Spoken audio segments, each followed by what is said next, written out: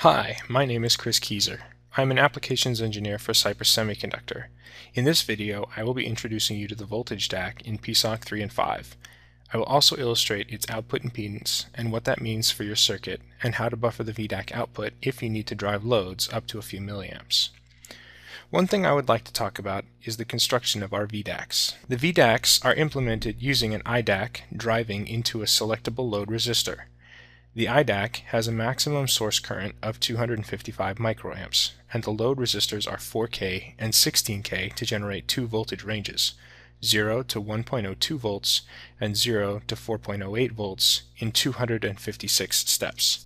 This means that the drive strength of the VDAC is relatively weak. An equivalent model for our VDAC is a voltage source with a 4K or 16K resistor in series with its output. The size of the resistance depends on the VDAC voltage range chosen. The output resistance is 4K in the 1.02 volt range and 16K in the 4.08 volt range.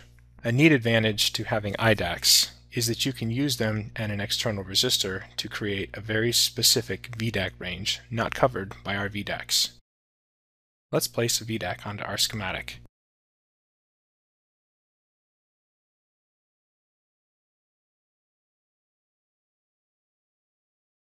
We are going to connect the output of the VDAC to P00.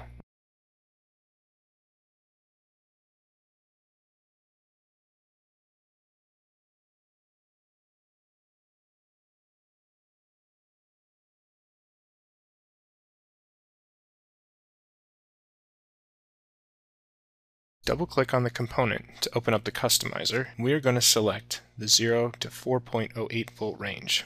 This means that we will be using the 16K resistor. We'll set the initial voltage to 3040 millivolts or 3.04 volts. This is the voltage the VDAC will generate when we call the start function.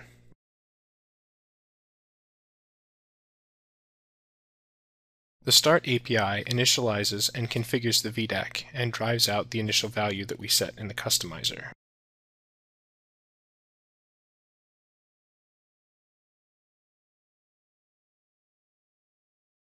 After programming the device, you can see that the voltage put out on pin 00 is 3.037 volts. To illustrate the impact of the output impedance, I am going to attach a 10 kilo-ohm load to the output of the VDAC every time I push the switch. Notice how the voltage drops.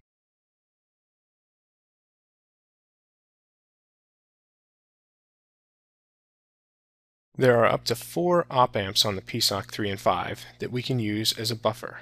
This will allow us to drive loads up to a few milliamps.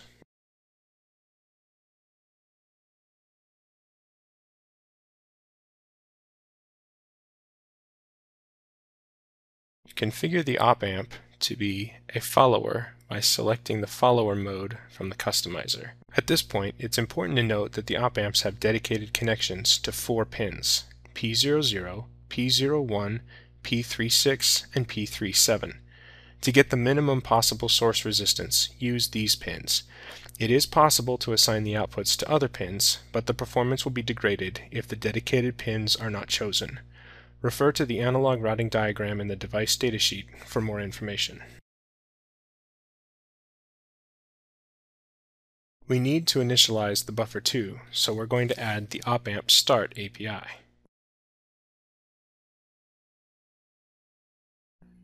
The op-amp is much more capable of driving the 10 kilo-ohm load than the VDAC is without the buffer.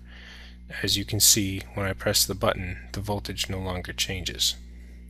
To wrap up our demonstration, I will use the setValue API to change the output of the VDAC.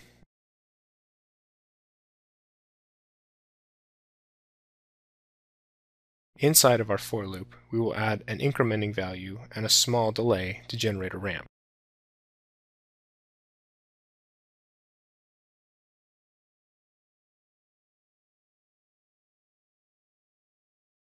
As the value increments, the voltage increases on the output of the VDAC. You can see that here on the meter. Thank you for watching this brief introduction to the PSoC 3 and 5 voltage DACs. Check back for more videos of PSoC.